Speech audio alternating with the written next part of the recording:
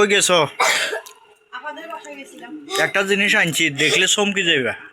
কি জিনিস? পলিথিনে চাও খুলি।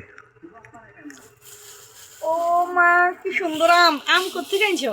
কিনে এনেছি বাজারতে। এটা তো পাকা আম। হুম, তো এখন তো পাকা আমের সিজন না। সিজন না, এগুলা 12 মাসে আম কয় যে এগুলা।